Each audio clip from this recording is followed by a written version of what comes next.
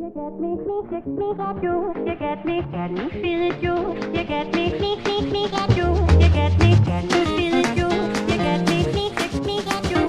Hey, welcome everybody to our first maiden live show. Welcome. Hold on. There will be clapping. I like it a lot. How do I share this link on my hello? Yeah. So yeah, welcome friends and family to our first ever Faithful Politics live show. And I have to say a really big welcome to my kids who think their dad is like an awesome, cool YouTube star. So hi Ronan, hi Jericho. Hope you all are doing great. Now go to bed. And you know, we thought we would have an event like this because we just thought after the most recent election we had where Donald Trump won that, you know, there's really nothing quite like community and just having, you know, people that think, and I don't know, we're just kind of going through the same things. I wouldn't say mourning. I mean, maybe that applies to some of you, but just a time to kind of reflect and just, you know, have a renewed sense of humanity that you got, you know, an independent, a Republican, and a Democrat all on a, you know, live recording that actually want to talk to each other about the issues that matter to each of us. So, yeah, thanks for everybody that showed up. I'm your political host, Will Wright, and I'm going to let my two brothers and whatever in podcasting world introduce themselves. So why don't you go first, Josh? Yeah, hey guys, this is Josh Burtram, the faithful host of Faithful Politics, also the host of the Faith Roundtable, happens on the same channel. Yeah, I mean, I'm doing well. It's my birthday today, actually, November 12th, so it's a pretty good day. Awesome. Yeah, it's been a pretty good day. I'm grieving another year. I'm in mourning, not over Trump, but over the fact that I'm turning older. And so, and I'm probably younger than you think because of all the gray hair I have. You don't look a day older than 78.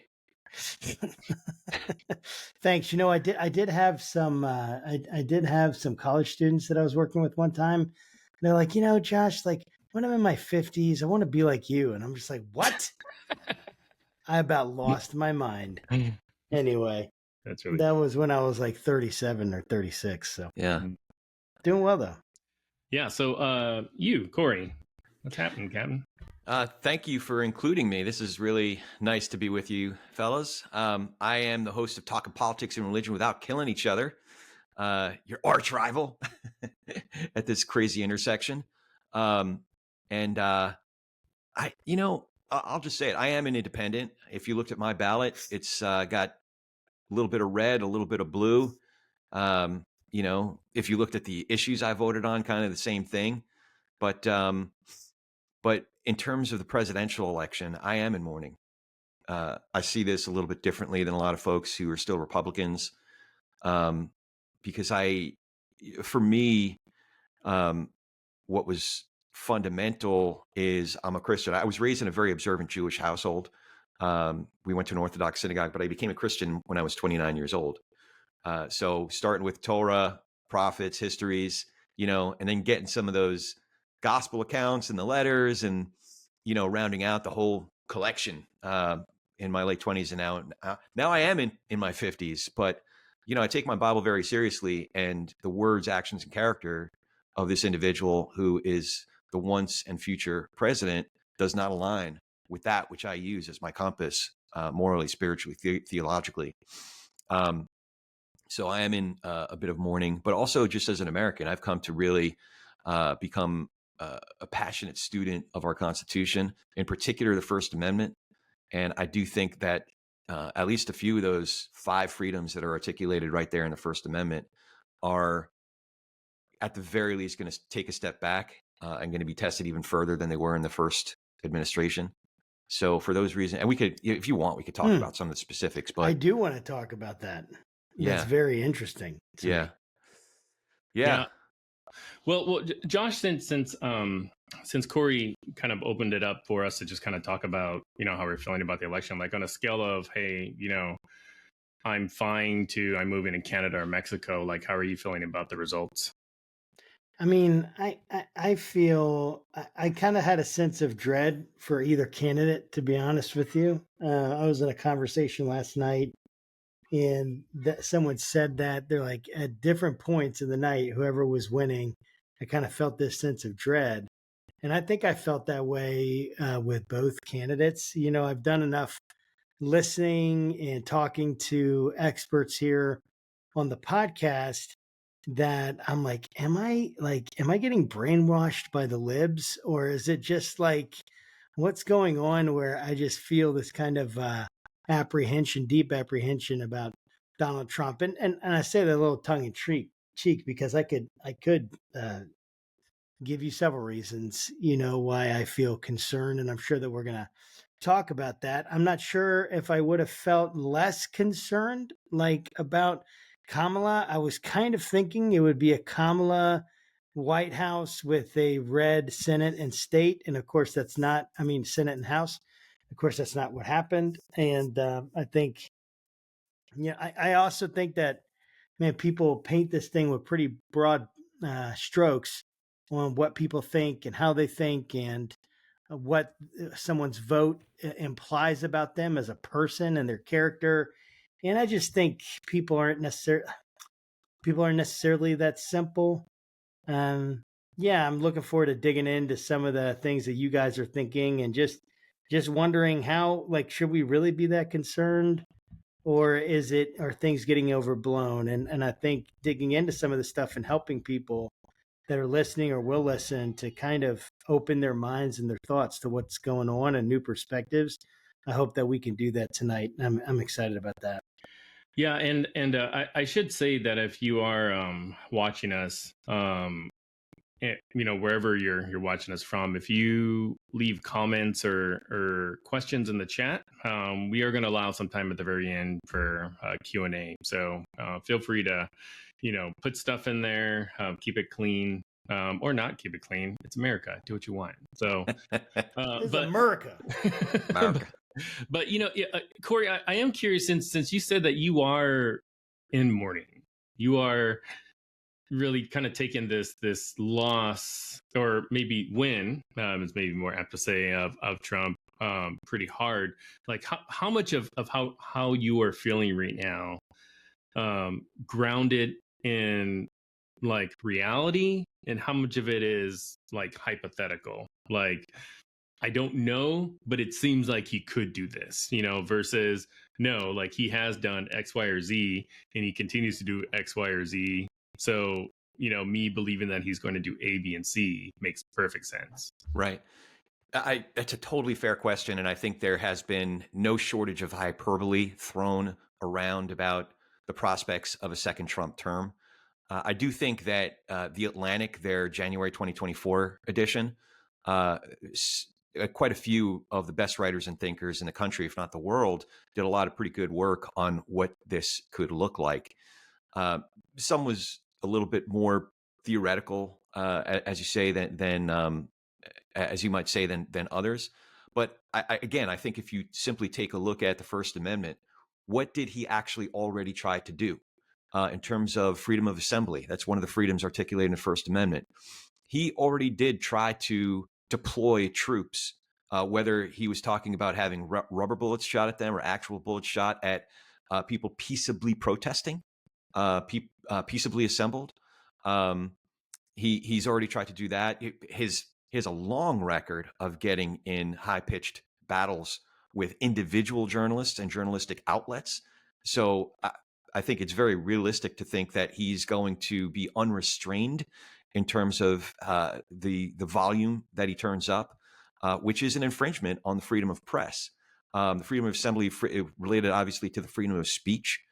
I think that if you also that wonderful balance that we have between the two parts of freedom of religion is freedom of expression, balanced by the Establishment Clause. If you take one of those two poles away, it doesn't work. We have to be free to practice our own religion while not having a state impose it upon us, right? It's not just separation, meaning absence of church and state. There's how it's articulated in the First Amendment is the best way to understand it, I think. So I think just if you look at freedom of redress of grievances, if he has a competent Senate that is affirming Trump-appointed judges as opposed to McConnell-oriented judges, true conservative, like from the conservative legal movement, like we had last time. One of the things that I appreciated about the first Trump term was the judges that we got. A lot of folks know about the Supreme Court, but up and down the judiciary, the conservative legal movement is different than the MAGA legal movement. So that definitely concerns me. I'm hoping to see someone like a Cornyn, as opposed to a Rick Scott, lead the Senate, because that'll help to determine what types of judges will be appointed at the federal level. So, yeah, redress of grievances, assembly, speech, press, the balance of freedom of religion with establishment. I think it's fair to say and safe to say, based on the record and the trajectory of what he's already done, and certainly what he said on this campaign, that those things are going to be tested significantly further under a second Trump term. Yeah, I think that's right. That seems accurate. I think for me, a lot of the reactions to Trump winning was very emotional for obvious reasons. People kind of have just different reasons that they are afraid that Trump is, in the White House again. Some of that I think is based on actions and valid concerns of the way that he ran his first administration. I would say if you are an immigrant or you are somebody in the LGBTQ community, specifically in the trans community, I think there's lots of reasons to be extremely nervous. That's not to sort of, belittle the concerns that women have about bodily autonomy, about abortion access, so on and so forth. All of that is super important. And personally, I thought that was going to be the thing that was going to, take it home for the Democrats, in my opinion, because I'm like, Kamala Harris, she's a woman, was pushing bodily autonomy, women's rights, across the board and midterm issues. It's like that was the thing that was getting people to the polls to vote. And in the states where it was actually on the ballot, like there's 7 out of the 10, actually strengthen some of these abortion laws or codify them, more so than they've ever been codified, since Roe v. Wade. So,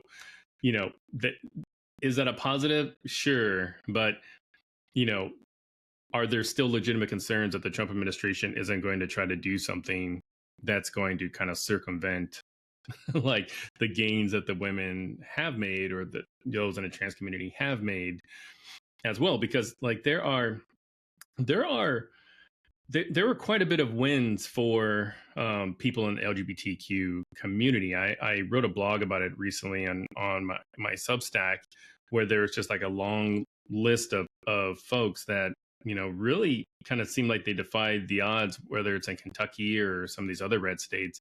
Trump won, but their representation also won. So I definitely think in the coming months, if not years, that the DNC should take a page out of the Republicans' handbook out of 2013 when Romney lost to Obama, and they did the sort of, I forgot what they call it, Growth and Opportunity Project, GOP, but it's sort of colloquially known as the RNC autopsy. Yeah, where they realize that, hey, we really suck with minorities. Like we really have a hard time connecting with people, and it definitely seemed, whether it was intentional or not, that Trump's win in this last election, definitely mirrored some of that, the lessons that they learned. So, what do you think, Josh? Yeah, I mean, I would. I've definitely grown in my willingness to listen to and understand arguments for things that I've kind of grown up having a certain animosity or hostility to kind of off the bat. For instance, like LGBTQ, not rights necessarily, but again, that a lot of that has to do with how these things are defined and how the arguments are defined. When we start assigning like, because it almost feels like it's there's such rhetoric on both sides about all of these issues, and it's like if I have a traditional view of marriage, I'm automatically homophobic. And that's what it feels like. The idea is, even though I don't feel like I'm homophobic, I'm not afraid of people that are in the LGBTQ community. And yet that would be like assigned without necessarily giving some real specific definition of that, or even the abortion issues. Like, I think it was a state's issue that I'm glad that the states are arguing over it. And I think that there's some room for nuance in the discussion, but I'm pretty vehemently against myself abortion, and think it's a major issue that is a major moral issue for our country that I don't think we have really dealt with. I think we're just a split. Might be making some gains, and again, all these trends can shift over time, and things happen. So to me, it's not as much of looking at, and I'm not saying this is what you were saying, Will, but I'm not as concerned about, hey, people think this is okay, as opposed to how do we make like an actual reasoned moral argument about any of these things, where we can talk about standards, we can talk about we can define terms, we can do all the things that are necessary. Right now, it doesn't feel like any of that is happening, at least on a widespread way. It just feels like there's a lot of rhetoric thrown. You're either fascist, communist, homophobic, woke. You want to take everything away.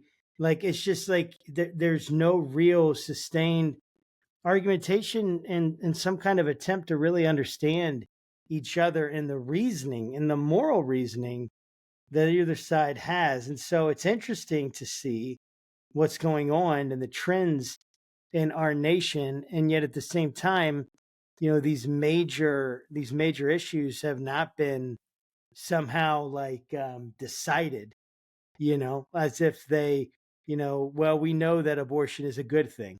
I don't think anyone can say that. They can believe that, but they can't say that with a kind of certainty that I think a lot of times it's said, or any number of these issues, right? They're very complicated, and I'm interested to see how these 4 years will go.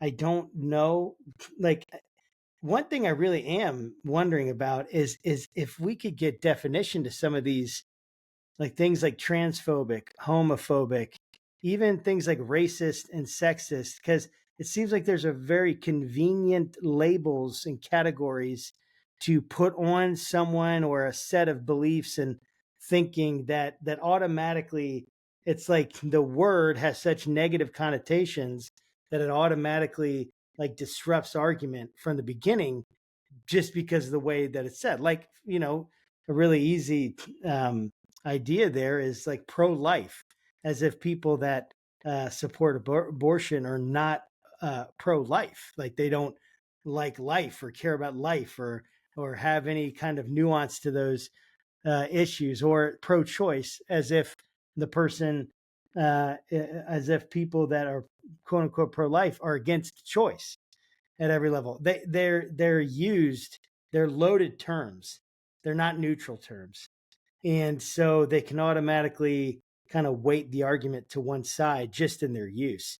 And so I don't know, man. I know that's kind of a long answer, but it's trying to figure out in my own heart where are we at as a people, and Yeah. where's my voice in all of it. I am curious, and I want to ask you a question, Corey.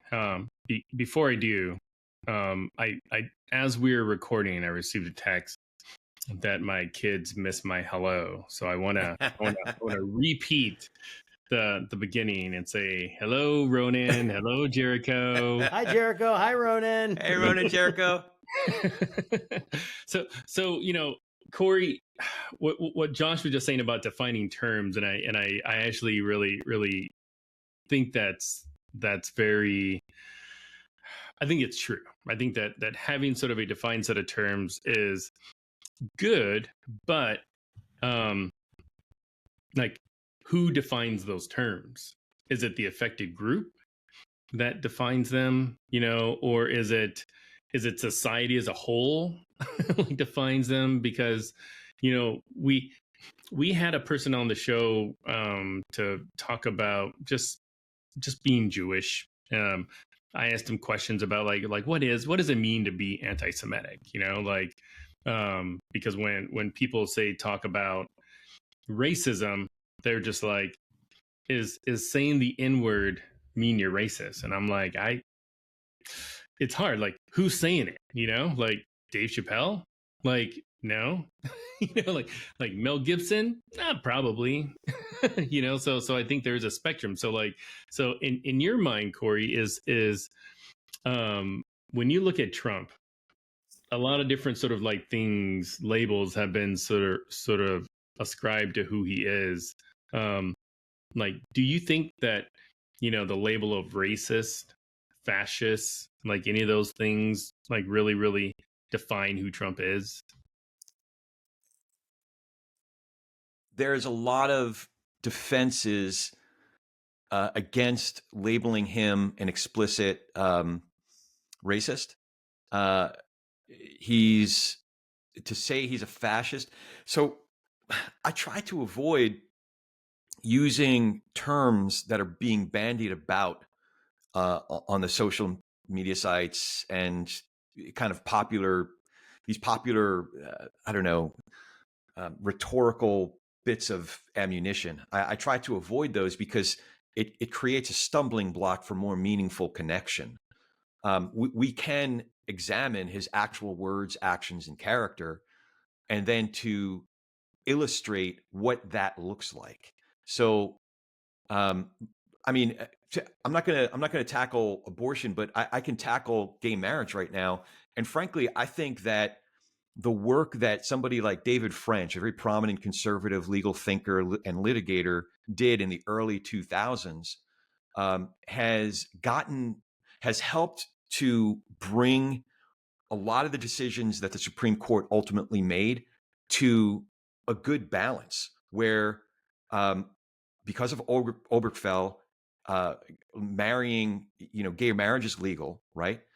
But at the same time, there are other decisions that were made that two decisions in particular that essentially said, well, it's the Establishment Clause or the Free Expression Clause, I should say, where because gay marriage is legal does not mean Josh has to be compelled against his religious beliefs to conduct a gay wedding.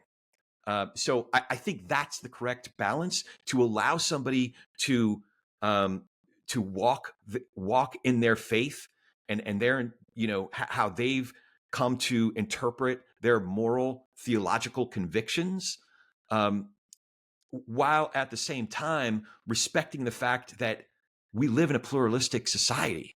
Enlightenment values, we're submissive to these Enlightenment values, that my neighbor doesn't subscribe to the same theological moorings that I do, right?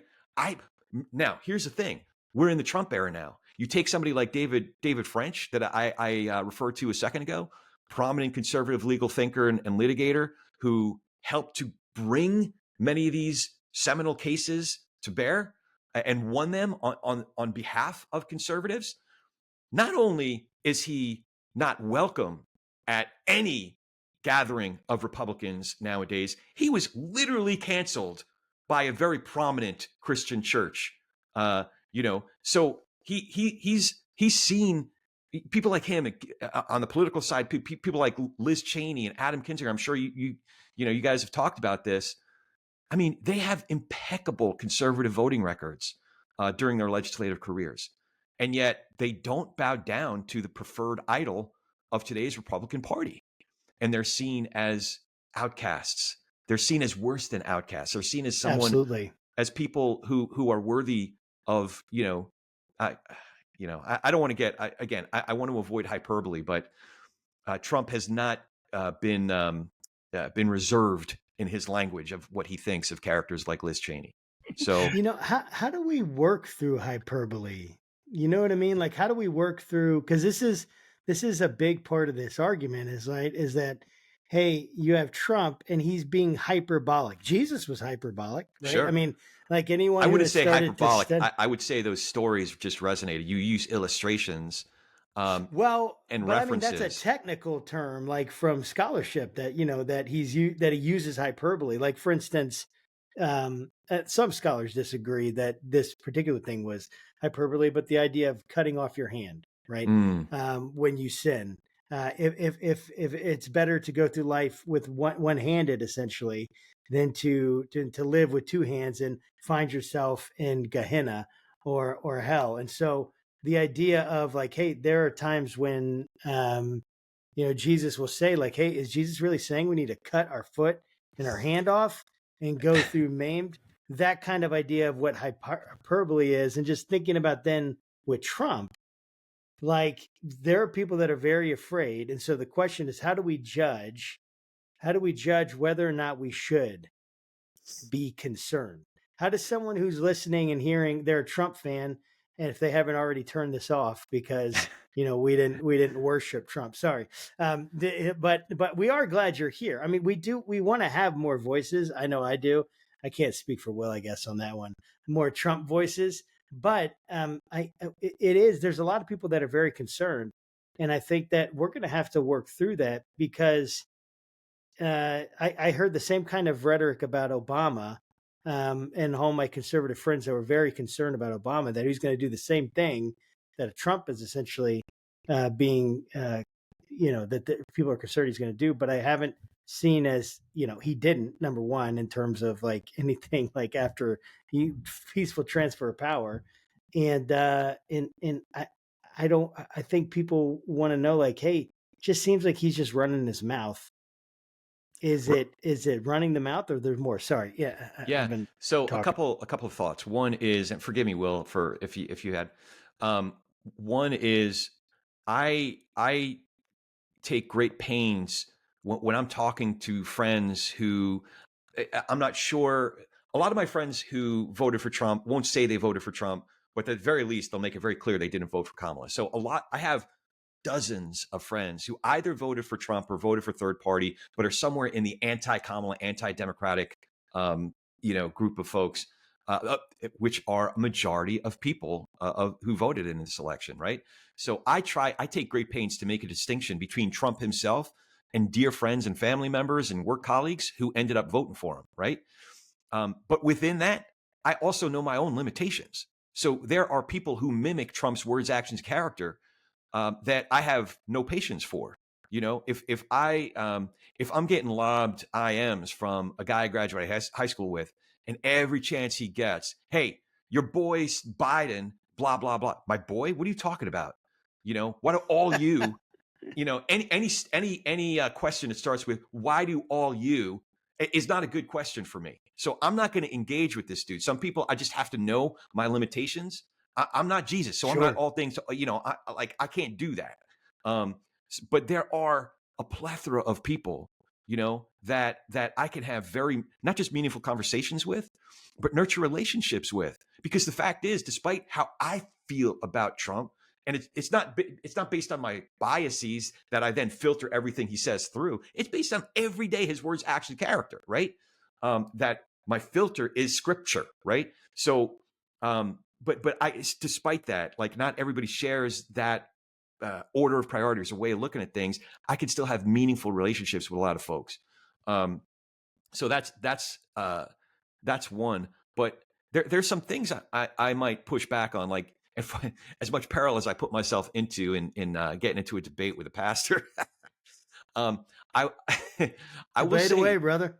yeah. So I will say that Jesus is what we might refer to in this, for purposes of this conversation, as hyperbole, was perfectly clear. It's as if it's the equivalent that I'm thinking of is if I were saying that Trump's win in this election was earth-shattering, there would be no confusion about whether I was being literal or figurative, right?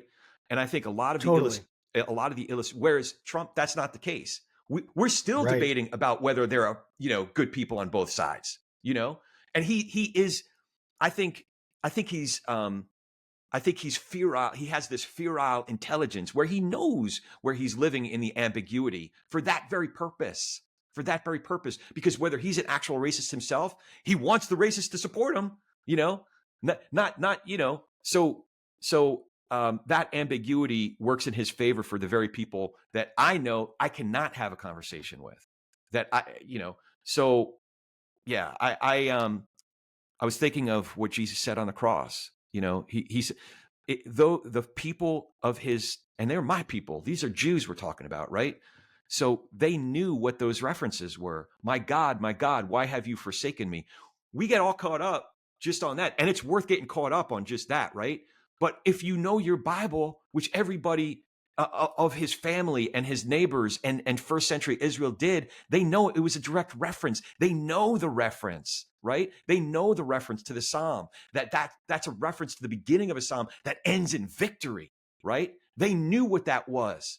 So when he's making illustrations like that, I think it's incumbent upon us to know how that was heard by the people of that time, right? And right now, I am not comparing Donald Trump to Jesus as much as many of our countrymen do, but we should be more discerning and more wise about the very specific references that he's making, including when he's specifically staying in that ambiguity. What's interesting is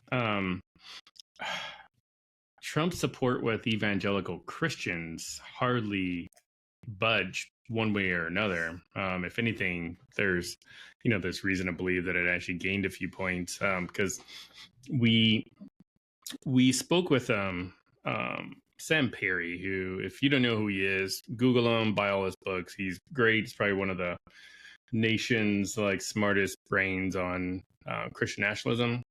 And we spoke with them. Now the episode aired today about kind of the whole Trump effect and what happened with evangelical Christians. And he's just like, basically Trump is like Christianity. I mean, he didn't say those words exactly, but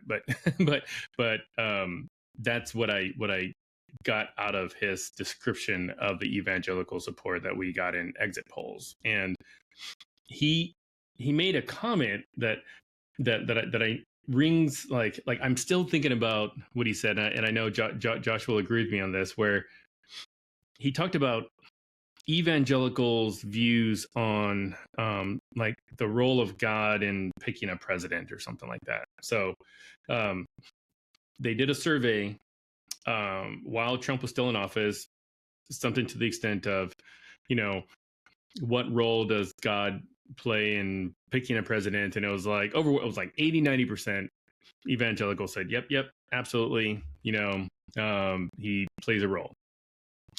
When Biden got in office, they took another survey, asked the exact same question, and that number was cut in half. So based on kind of those results, and it's pretty consistent with other polls and stuff that if you look at this stuff pretty closely, whether it's a PRI poll or Pew Research poll, it shouldn't surprise you too much that politics can have an effect on theology. So I'm curious, Josh, Trump is selling $1,000 Bible with his signature on it. Are you going to start handing those out to your congregants? No, absolutely not. And good answer. How should pastors really kind of view that kind of shift in theology, and how can you protect yourself from it?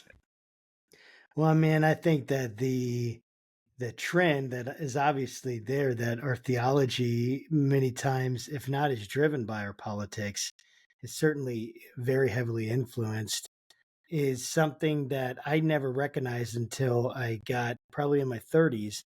And then I started to see it pretty clearly. And actually, there was a time in which I listened to Albert Mohler every day, the briefing, and I really enjoyed it. And I have a lot of respect for Albert Mohler. I know he's a very controversial person, but I listen to him every day, and I realized, man, it's not even as much my politics drive my theology as the stuff that I consume, the media that I consume has a unconscious and very real effect on how I perceive and think about the issues of our day. And that I can't make that not happen. I can be aware of it, but if I consume only New York Times or only Washington Post or only things that lean left, then I'm going to start thinking just automatically in those kinds of terms, because again, like, our brains are so often using what we give them, right? So it's the background knowledge. And when more of our background and more of these grooves are being created by a certain way of thinking and writing and all of that, then we can't help but be influenced. That's us being people. And then the same thing, of course, is on the other side. Like, I mean, I see things much more in a much more nuanced way than I did, largely because I don't just read the same thing and the same sources anymore. And I think that our theology, I'm brokenhearted by the amount of our theology that is completely and totally just driven by politics, by cultural politics. And I think Jesus absolutely did not do that. He did not choose a side in the politics of his day. He could have been crowned as a Messiah, which was a very political thing. He chose not to. He deliberately pushed against that, so much so that he was executed by the powers that be, the Roman government, on on charges of sedition, essentially insurrection. And so this is a guy, Jesus, who chose to have a zealot and a tax collector among his disciples. And he chose to get people that were very diverse. And he pushed his disciples into very uncomfortable areas. And I don't see why following Jesus would be any different in those major trends than it is today. He took his disciples to uncomfortable places, to Gentile places, to places where the Gentiles were in power and the culture was very pagan. And he took them and had them interact with people that would make them unclean ritually, and then would put them into a state of uncleanness and ostracization from their community.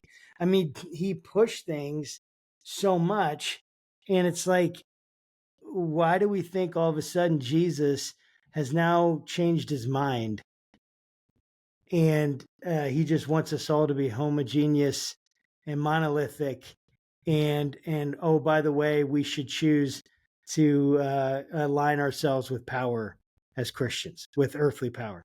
I don't know where people are getting that from, except from basically they've taken scripture and they've just made it essentially what they want. Whoever is doing this, who would want to say. What's interesting, we were talking right before we started recording, because I just interviewed this professor from the University of Texas. His named Professor Joseph Laycock. He teaches courses on exorcism, and it was just super fascinating. Like he's written books, and he makes the argument, a convincing argument, that he gets paid to tell other students. So I guess it must be a convincing argument. But he says that a lot of the exorcism as we know them today, Catholic Church and even Protestants and whatnot, are a direct reflection of the Exorcist movie and the book. And when he said that, I was like, wait a minute, record scratching. I'm like, no way. So he made a pretty darn convincing argument, which I didn't Google it or anything, or DuckDuckGo. I figured that the University of Texas would have done their due diligence and make sure the guy wasn't like a quack or whatever. But like, he was like, yeah, prior to the 1970s, whenever the movie came out, there's only like 2 recorded like exorcisms, and he's like, yeah, they generally will try to keep the things kind of under wraps, but they can only find 2. He's like now there's like thousands. And he's like, there is no set of like rituals that's kind of laid out in the Bible or wherever of how you do it. All the sort of cases where Jesus cast out demons, it wasn't like, he did an expecto patronum and then like the demons left. It was just like, no, be gone. And then the demons like ran towards a pig or something like that. So I say all that because it's like, like religion as a whole, I feel like has done a really poor job at putting up guardrails to like, protect its theology from being perverted and used in like really, really despicable ways. I mean, for those that don't know, I mean, like Christianity played a pretty large role in, the killing and genocide of natives. They also played a pretty large role in the propagation of slavery and Jim Crow laws. And I mean, it's just like, it's been really, really terrible. But and I fear kind of under a Trump administration, especially with a lot of his religious adherents, is we are going to see kind of this further evolution of scripture, and the church that our kids and grandkids will know might look a lot different than sort of the worship and the church that we have today. I mean, just recently I saw a respected church leader post their glowing endorsement for the Matt Walsh movie, Am I Racist? And I haven't seen it, but I did watch his other show, like What is a Woman, I think is what it's called. And it kind of goes beyond just being tongue-in-cheek or very sarcastic. It comes across as being very hurtful against trans people. And I don't know if necessarily this church leader that I saw post that knew kind of the stink that Matt Walsh brings with him. And if you're going to sort of have a church that says, hey, come as you are, we welcome you in our doors, Jesus loves you, but then you post this loving endorsement for this person that legitimately has gone out of his way to attack people in the trans community, I just think it just sours your witness, right? So I don't know. I'll stop thinking. What do you think, Corey? I have a lot of thoughts. So first of all, I think that we have agency. Each of us has agency. So I've become more and more, I wouldn't say impatient, but I would say less sympathetic to complaints about the media or the liberal media or how, even the conservative media, because we all have agency, right? And for me, it starts with how I set my day. It's a choice I made a long time ago, partly because I battled mental illness my whole life. So I need arrows in my quiver. And one of the arrows in my quiver, I start my day with some scripture. I read at least a chapter a day. I start at Genesis 1, go to Revelation 22, start all over again. And I've been doing it for decades now. So that's a good way to set your day, right? Now, a lot of folks, combine that with prayer. Meditation for me is an extension of that. My writing, I pray through writing. So there's these things that set my day. So when I pick up a columnist like David French writes from the New York Times now, I might read some other writers in there. I might read from the Atlantic. I might read from Washington Post. But you know what? But it's not that I'm reading the Washington Post. I found individual reporters and individual columnists that I follow that resonate, right? But it's after I already set my day. It's after I've already kind of established, what is foundational for me on a daily basis. So I'm reading it through a certain lens for me. Now, I'm hoping that there are some folks that are involved in this conversation that aren't just, that are more than just Christians and people just like me. I'm hoping that there's a pluralistic audience of folks that are participating in this conversation. So whether you're other religions or atheist or agnostic or whatever, you could still do a version of that. You could still read some Edmund. You want to learn about conservatism and have a good framework for conservatism? Read some G.K. Chesterton. Read some Edmund Burke. That'll give you a good framework through which to see what conservatism is and what conservatism is not. Or even more recently, some of the articles that Jack Kemp wrote in the 80s and 90s. There's good thinking there that can level set for you, right? And as Christians, or also as somebody who's still Jewish, as a rabbi once told me, I go with my dad, who's still, increasingly observant. He's an Orthodox Jew. So sometimes I go to synagogue with him, and the rabbi gave me an honor, and he knows I'm a Christian. He gave me the honor that's called Aliyah, being called up to say the blessing over the Torah portion before we read it. And I said, Honi, you know the deal, like my deal with Mashiach, right? He's like, oh yeah, the Jesus thing. I'm like, yeah, the Jesus thing. He's like, well, listen, you can't change your face. You're still Jewish. So, but Nice. Anyway, so the command that is central in both Judaism and Christianity, love the Lord your God with all your heart, soul, mind, and strength. We have a mind. We have all of these pillars that make us uniquely human, right? Use our mind. So the other thing I'll say about this is that it's important to keep in mind that might open up a whole can of worms here. I like that. Super. Did you guys see that comment? That's awesome. Hey, Art, love it. So the thing to keep in mind, and maybe this is for a whole other series of talks, is that the Christianity of Constantine is not the Christianity of Jesus. Now, many of us might access Christianity through the Christianity of Constantine, and it doesn't mean we can't access the Christianity of Jesus. But Bring let's a little make definition to that, Corey. What do you mean when you say the Christianity of Constantine? Just for people that might not understand what that So means. about 300 years after Jesus went to the cross, there was this emperor named Constantine who accepted Christianity for himself, but not just for himself. He was the emperor, so it became the state religion. All of a sudden, that augmented what Christianity was, right? It was a religion of empire.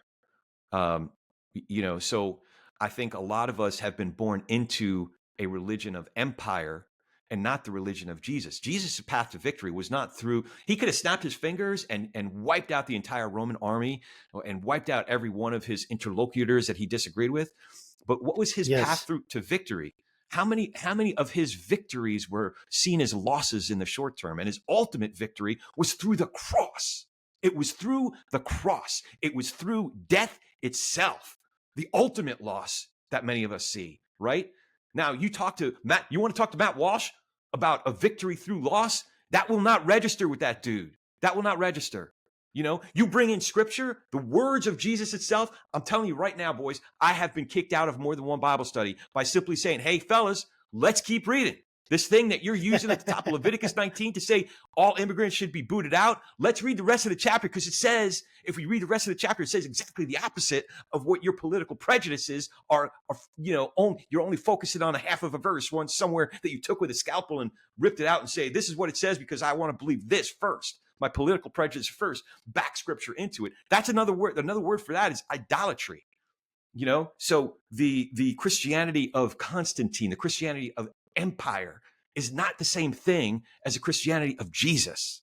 So, and again, listen, you can get to it through one of those churches. You could get to Jesus through one of those churches, because God is God. He has any number of ways where he could find you, but it ain't the same thing. It ain't the same thing. Corey, the subtitle of your podcast is called "Without Killing Each Other." I couldn't help but notice you were getting a little heated there, and I just want to, if we need to it's less of a subtitle and more of a constant reminder for myself, because I am, after all, a Jew from Jersey. I come in with sharp elbows, so it's definitely a necessary reminder for me. Yeah, but I'll never forget, Corey. I'll never forget doing a recording with your dad, And I was like, I see where Corey gets it from. Oh, that's funny. Yeah, Miss It Lisa, was my wife. awesome. My wife's from Alabama, and we're together over 30 years. She still doesn't get that. Like, why are you yelling at each other? Why are you fighting? We're not fighting. We're just talking. You know, like I was talking to somebody the other day where I was having an argument about Matthew 23. I'm like, what you see as this pitted battle between the Pharisees and, Jesus cursing them basically. I'm like, no, this is just Tuesday around the That's Seder. Thanksgiving dinner. Yeah, this is just a Tuesday afternoon, So So I am curious. So we have 10 minutes left, and then we'll open it up for Q&A. And I'm like, what's the one thing you're probably the most worried about in the near term? I'm not talking about over the entire 4 years. I'm talking, day 100 priorities. Things he's either said, implied, or done. What are some of the things that most kind of frighten you? And I'll let you go first, Josh. I think that my biggest concern is this sense that, well, we've talked about it before. One, that presidential immunity, the decision by the Supreme Court, and what was it called again, Will? The decision, do you remember what it was called? Well, I mean, it was Trump v. United States. Trump v. United States. Bam, I should have known that. So, but it basically reversed this thing called the Chevron. It was like a Chevron decision. separate no, case. that was a Yes, different. yes, okay, yeah. never mind. But it falls under the same. There's something there where. Oh yeah, we talked to a different person about that. Yeah, but it increases No. the power of the executive over and above Yes. the other branches. Presidential immunity, but Yeah. basically they can't be criminally liable for official acts, and that's very concerning with some of the things that I've heard him say about essentially getting revenge on his enemies and political enemies. And so that would probably be like, hey, is he actually going to do any of that stuff? Is he really going to arrest people or, things like that and bring these charges? I don't know, but I think that would be, if I see, like, if we're talking, and I'm sure Will's going to send me all the articles about him doing like whatever. And so it's like he's arresting all these political enemies. That's very problematic, because it just seems like, okay, that's just, again, doing the very thing that they were accusing the Democrats of, is using the justice and the power of the Justice Department against U.S. citizens and political enemies. And that's the kind of stuff you see in countries where autocracy or despotism is essentially rising. And that would be very concerning for me to see that. What about you, Corey? What comes to mind is my concern was the independent actors that act violently. But that was because I was wrong about how this election was going to go. I was wrong because I thought Kamala was going to win. And I didn't think that we'd see large-scale coordinated efforts like we saw happen on January 6th.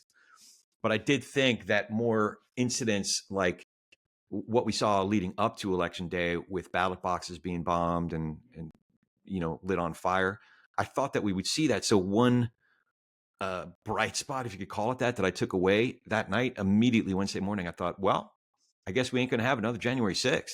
We're not going to have independent acts of violence and domestic terror. But now I'm starting to wonder if some of those most extreme individuals around this country are emboldened.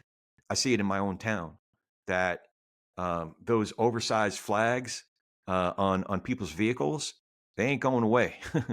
They have not been brought down. I see how, a couple of these people that I have been in dialogue with, that one fellow in particular that I used to be pretty decent friends with, that I graduated high school with, that he's gotten more and more extreme in his rhetoric to the point where I had to cut him off. He's not getting better. He's not been, satisfied, where now obviously he's going back to the old Sean, friendly old Sean, and we can have a beer together or whatever. He's getting worse. You know, he's like using it not just to take a victory lap, but to just be mean, like to go out of his way to be mean to people that he identifies as one of them, you know? So it's more about how we act, not they act. I'm not, putting somebody else artificially on another side. I have individuals in mind, and I'm trying to be realistic about what ends up getting metastasized around our culture. Yeah. What about you, Will? Yeah. Well, it's weird. Like, well, I guess it's not weird. So I'm concerned about a couple different things, especially within the first, say, 100 days. I mean, I could fill an encyclopedia of the things I'm worried about. But I would say probably the most nearest term thing, would potentially be January 21st if the Senate goes through with Trump's request for recess appointments. I think that'd be really, really like bad, really concerning for a variety of different reasons. Recess appointments, for those that don't know, are there's a provision like Article 2. Gosh, hold on, let me make sure I don't like Article 2, Clause 2, Section 2, Clause 2, that allows the president to make appointments when the Senate isn't in session. As a result of that article, the Senate will have like these like pro forma sessions. Basically, it's like these sessions where it's like, hey, we're still here, but we're not really going to do anything. Like there won't really be an official business, but we're not recessing. So in essence, like a recess appointment would be, Trump essentially saying, hey, the next recess you have, don't have a pro forma session, and I'm essentially going to have all these appointments, these cabinet level appointments that you don't have to worry about like confirming. Given kind of his track record so far in appointments, that's a little concerning. So how does that work? Well, I know maybe you just explained it, but I still don't get it. And maybe you're using politics speak, but what's those appointments wouldn't be acting like the acting attorney general or whatever. He can make those appointments under permanent status. But what would they be able to do? They're not acting, so would that prevent them from doing anything, or would they basically do the same thing? They would. So what does it mean to be acting? They would basically be able to do all the same things that a Senate confirmed person could do. So, and I don't know necessarily kind of where the line is drawn between like an acting person and like a Senate confirmed person, but I don't think that there's too much daylight between the two. So let's say, for instance, he wanted to, have Laura Loomer run the Department of Education or something like that. Like he could do that. Like that position is generally a Senate confirmed position. And as a result of having a person that is Senate confirmable means there are some like safeguards, right? Because it's like, I need to find a person that's not totally out there, but out there enough to kind of, like make my agenda happen. So like Kristi Noem, for instance, she was nominated to be Homeland Security. I think that was today. Yeah. HHS. Yeah. And, let's see, that's a confirmable position. National Security Advisor. I think that's confirmable. It's Mike Waltz. Secretary of State, Marco Rubio. Like, I think that they'll be able to get like Marco Rubio through, but like there will be positions that he will like put forth that you're like, yeah, really? That person? And then when he does that, it kind of makes you really wonder if he's serious about this recess appointment thing. He's already assigned certain people in his cabinet that don't need necessarily a Senate confirmation. So, for instance, like his deputy chief of staff for policy, Stephen Miller. is a man, by the name of Stephen Miller. Which, if you don't know who Stephen Miller is, you need to learn everything you can about him, especially if you are either an immigrant or somebody from the trans community. He started a organization called America First Legal when he left the first Trump White House, and he used to work for Jeff Sessions, if you remember that guy. It's just like he runs almost like an entire legal firm dedicated to demolishing DEI. So if you already have bad feelings about DEI, like that's your person, and stuff in the trans LGBTQ community. So like I used to get these ads on Twitter where it's from like America First Legal, and they're basically saying, are you a white person that has been displaced by DEI policies? Reach out to us. And you can go into their website right now and look all that stuff up, and you're like, oh my gosh, like they're actively out searching for people to kind of make these cases. So like, I guess if you're a white person and you've been discriminated against legitimately, like why wouldn't you give them a call, you know? So Reese's appointment's probably the biggest, and I'd probably say that the second biggest, which could also happen relatively quickly, would be the promise to pardon all the J6 people. Like I'm really concerned about that, because I just think that he's going to do it. Not only because he said it a bunch of times, but I think that if he doesn't, he's going to lose a fairly big like voting block that he relied on, for this past election. And also he's going to need people to protest when he's trying to run for a third term. But that's further down the line. We can worry about that, 4 years from now. So no biggie. But cool. Yeah. So now that we've totally scared everybody, I guess what are some things you all are hopeful for in the next 2 years till the midterms, or the next 4 years? Go ahead, Josh. Well, I think it's going to give the church a chance to kind of show its true colors if it hasn't done it already.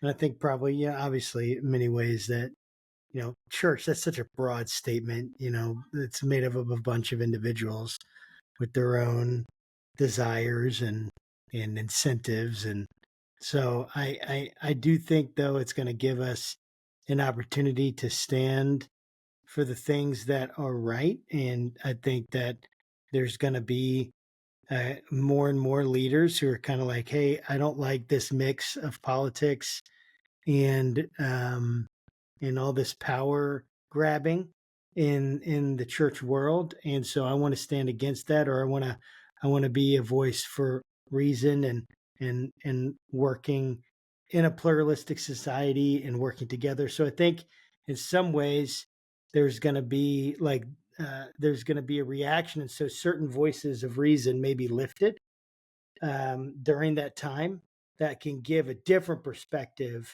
instead of the Christians being painted with fairly broad brushes and strokes in American culture. And so I think hopefully the diversity of the church can actually maybe paradoxically become more evident over the next 4 years. What about you, Corey? It's hard. It's hard to figure out what to be hopeful for. I am hopeful for seizing the opportunity to develop more resilience for myself, as well as folks around me and other folks around the country who are really knocked on their butts from this result. I'm also hopeful that it gives us an opportunity to remember or discern what we actually place our hope in. A lot of us get confused and think so much is riding on the results of any one election. And don't get me wrong, hyperbole might come true, where this is basically the end of the constitutional order, the end of our democratic republic. that may very well be true. You know, if folks don't think the 22nd Amendment is going to be tested, that I think that's the one that limits to 2 terms.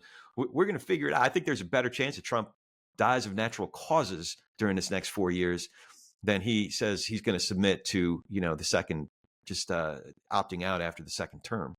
But to give us an opportunity to remember what we actually value and what we can actually hang our hat on in terms of tikkun olam, in terms of what's actually going to heal what's wrong in the world, you know?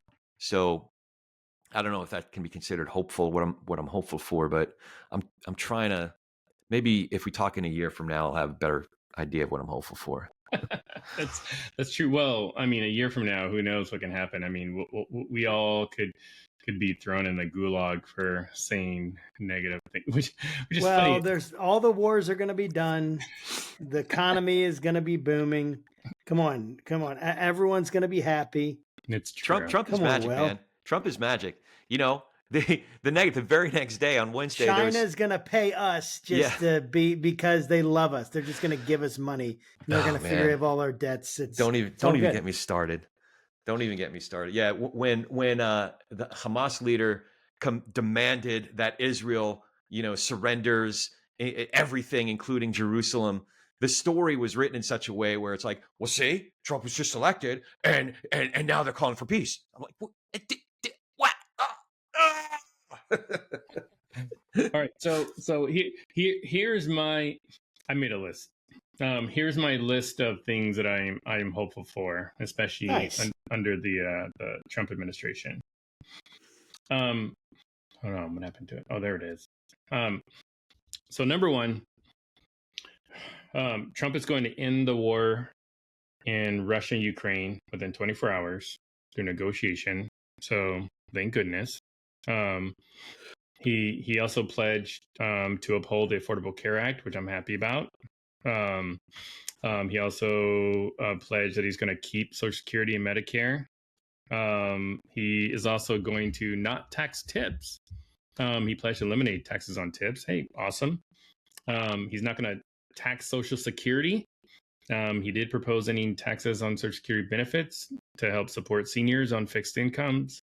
He promised, Trump proposed introducing baby bonuses to encourage a baby boom, so supporting families and addressing population growth concerns. He also says we're all going to get free IVF, so that's positive, you know, for those that are seeking to use it as a method. He said he's going to release the Epstein list. He said that one a number of times. Nice. Also the P. Diddy list, so that's cool. He said he'll declassify the JFK files and the UFO files. And I would probably say the one thing I'm probably the most hopeful for is that he finally made our election system secure.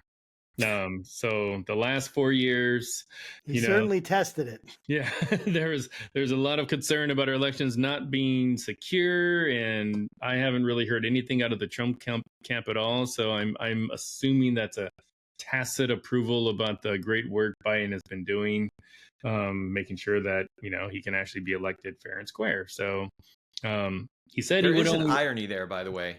That the election that was supposedly stolen was when he held all the reins of power. The election that was fair is the one where Biden's administration still holds the reins of power. So, yeah, I don't know. There's maybe that's his version of comedy. I'm not. So I'm hopeful that there will be more comedy. Yeah. There you go. I think I am going to be more entertained by Trump than I was by Biden. Yeah, probably. Probably. Well, hey, Corey, how can people get a hold of you and learn more about your show? I'm assuming if folks are tuning in to us, they already know everything they need to know about faithful politics. But I appreciate that. politicsandreligion.us is the website. You can find us. You can find our YouTube channel, youtube.com/@politicsandreligion. And you can find me on all the socials I'm not on the Twitter. I'm not on the Bird one anymore. But I still have a profile there. I haven't actually taken it down. Anyway, I'm on Threads and Instagram and Facebook and LinkedIn @Corey S. Nathan, @CoreySNathan. S as in Sam, Nathan.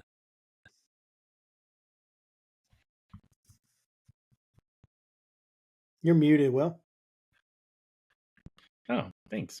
So we have one question in the chat that I'm going to post for you. I think this one belongs to you, Josh. So what do mainstream Christians plan to do about the very white supremacist 20-something bro base with their disgusting ideals to undo the damage to your future church, since they are your future leaders? Kick their ass. Ooh, was I allowed to say that? Just take them out back and beat the crap out of them? I think so. That's fine. That's very Christian to me, right, Josh? Come on. Yeah. Now you're muted. Oh yeah, shoot. I just turned 39 today, so I'm no longer in the 20-something bro base. I don't think I was ever a white supremacist, although Will swears that I was. He reminds me that I had people from my family that served in the Confederate Army. So he loves reminding me of that.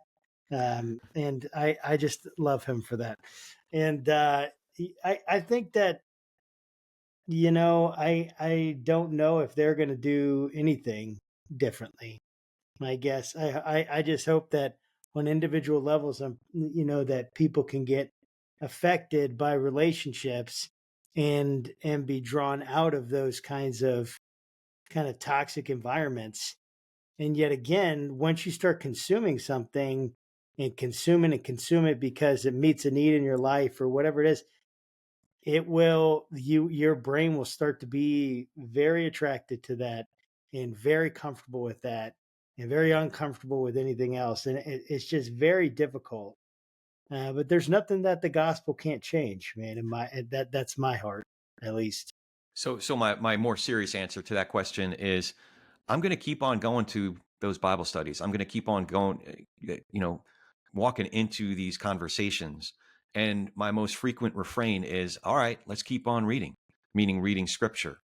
Because listen, if we read scripture and some of my priors are turned upside down, that's a good thing. But a lot of times it's the fellows or the people that I'm in conversation with where their priors are turned upside down.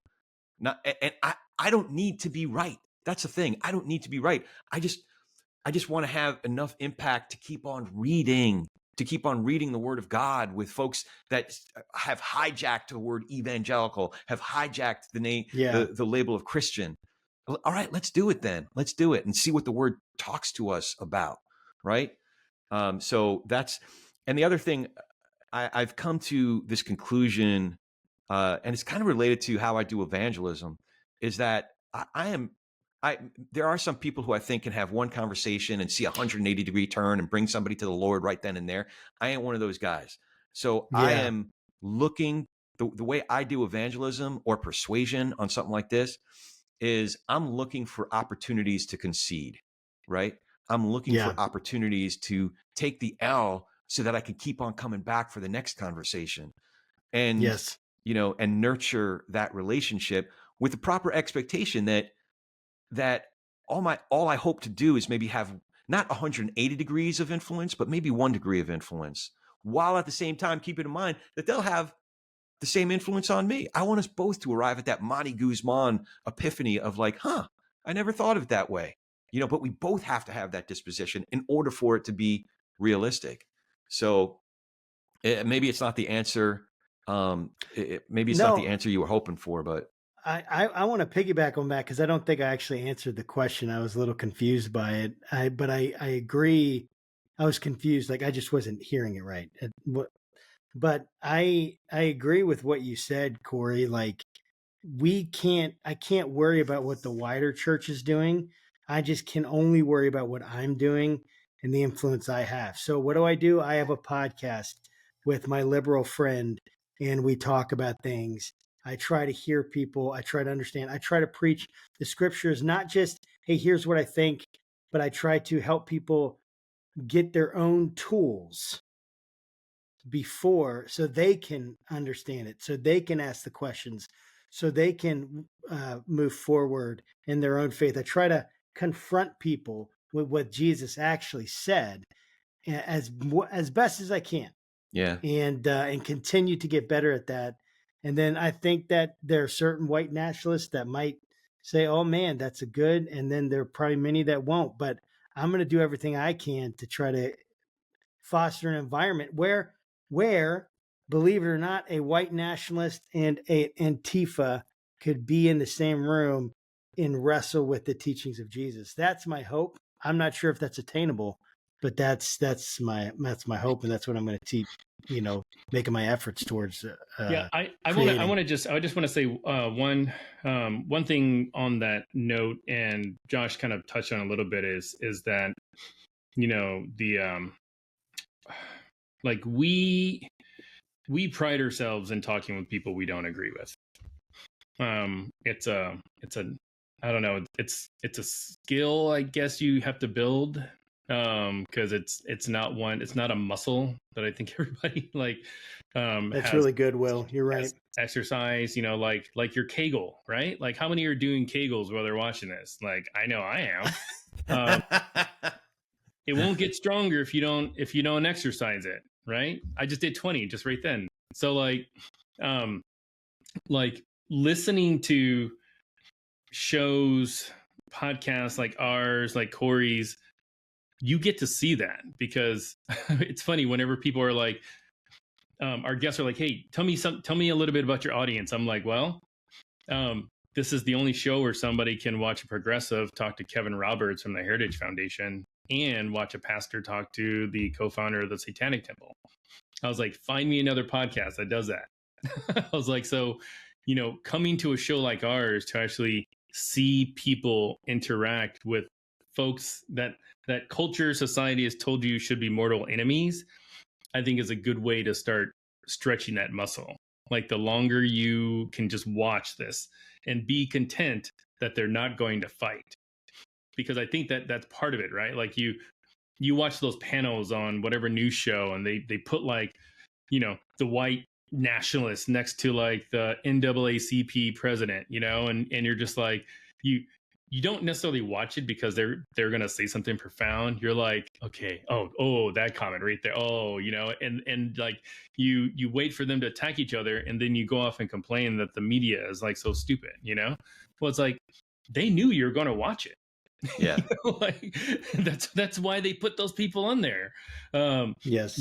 Like controversy sells. Like, believe you me. I mean, I'm sure that Corey can say the same thing. Josh will agree. Like, we look at the stats and the metrics. Like, there's a reason shows like ours that are ran by normal people. Like, we all have day jobs. Like, we're not making money off this as in like Joe Rogan. Like, we wouldn't be able to tell, Kamala Harris to come to our studio, like that would never work. So, and why? I mean, absent the fact that we don't necessarily have like any, steady revenue stream or, great advertisement budget or whatever, but like we still get the same caliber of guest that all these other big names get. And why, aren't we Joe Rogan caliber? Because it's boring. Like learning stuff and getting along is boring. And nobody pays for boring.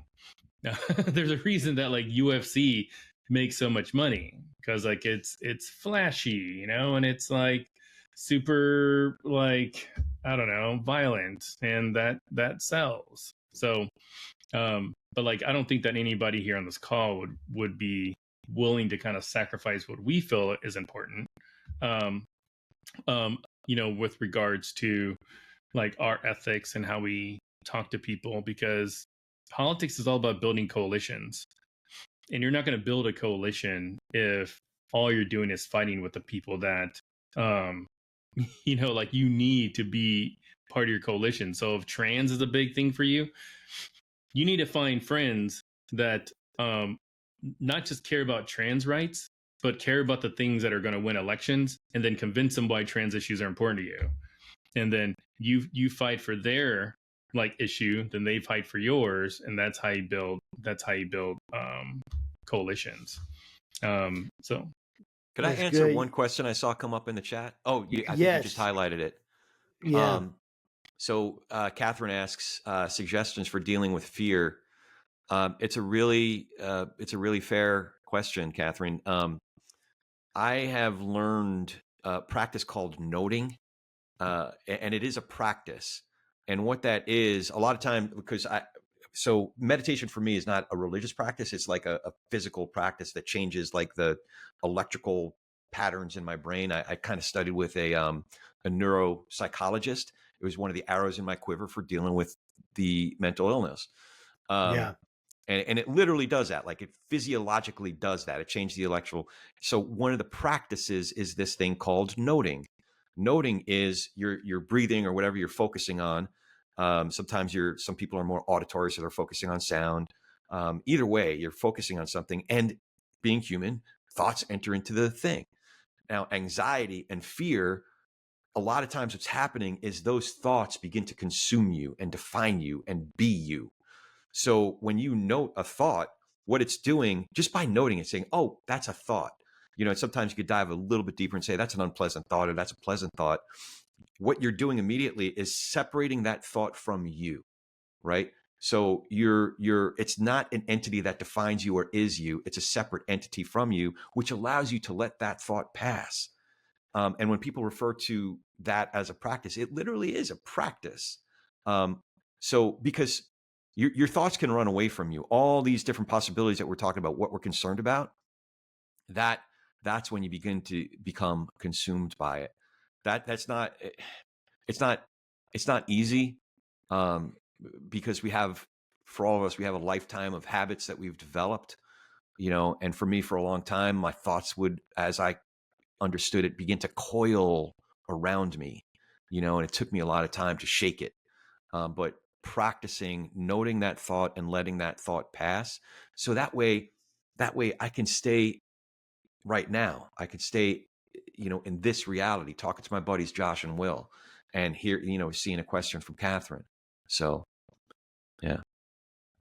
Yeah, that's really good, Corey. The only thing that I would add that just really piggybacks with this is this idea of really identifying what you're afraid of actually, and pushing in like the idea of like 5 whys, like, well, I'm afraid of Trump getting, elected. Why? Or I'm afraid that he got elected. Well, why are you actually afraid? And then, maybe it's because you have evidence. Maybe it's because your good friend said, is they're afraid, Maybe it's because you read an article that made you afraid, but then like continue to push that why to understand, because I think the more you understand what you're afraid of, then you can actually defend against people trying to control you because they understand your fears and they play on them, which is what politicians do. All of them. Fear and anger, man. What are they afraid of? Yes, if they can get you afraid and anger, you're going to vote. And that's the reality. They're trying to get your vote because they want power. And if we identify our fears, and of course, man, if you need like to go get professional help, no one should ever be. It takes a village, man. I love what you said, Corey, about the mental illness and your transparency there. I suffer the same kind of thing, depression, some PTSD, ADHD, these issues. Like I've had to do a lot of work, and you have pastors, you have friends, you have professionals, but you have to, like, I think, get people in the right functional roles in your life and not expect your friend to be your doctor, or, or your pastor to be your doctor, because that's not what they're trained in. A pastor can help you try to work through theology. A doctor can try to help you work through your issues. And I think that, or like, medications, or a psychiatrist. And the more specialized you can get, I mean, it's amazing how we can get help. But we all do have to take ownership of that, because our fears can absolutely control us. And if they know our fears, they can control you. There's no doubt about it. I will say, I'm going to put another question on the screen for you guys to think about. But I just want to say, just when it comes to fear, like, and I think Josh sort of like touched a little bit on it with regards to just make sure the things that you're afraid of are actual like things that like you should be afraid of. And I don't mean that to like belittle anything that you're afraid of, but there's a reason at the very beginning of this conversation I had asked Corey, hey, are the things that are concerning you hypothetical? Like they could happen just because it's Trump, or is it grounded on like sort of an objective type of pattern, behavior, things he's done, whatever, like my fear about the recess appointments, it's grounded on the fact that he basically tweeted, truth, whatever, that he wants recess appointments. Like, and now they're talking about it, like, as they're trying to figure out who's going to run the Senate. Like, that for me is a legitimate fear, because like I know Trump's character, and I know the reason he's asking for that. I also know that he has mentioned, maybe not running background checks through the FBI of some of his appointees. So yeah, I just think that just making sure that for sure what are the things that you should be afraid of, are actually legitimate. And yeah. So, hey, we'd love to keep on taking questions, but what I would suggest is, if you all got more questions for, say, Josh or I, you can just go to our website. It's faithfulpolitics.us. Our email addresses are on the website. We love getting emails from folks. We do respond back to all of them, except some of the hateful ones, which are pretty rare, but like, we do get them because America, right? So for Corey, we will make sure that we put all his socials and stuff up on our socials as well. You can also find him on some of our older episodes. We've recorded a couple before. So I just want to just thank everybody for coming out tonight. It's been really, really fun, and we may do more of these if you all think that there is some value in it. So just be on the lookout. And as always, make sure you all take care of one another and keep your conversations not right or left, but up. And we'll see you next time. Take care, everybody. See you then. Thanks, fellas. Thank you, everybody.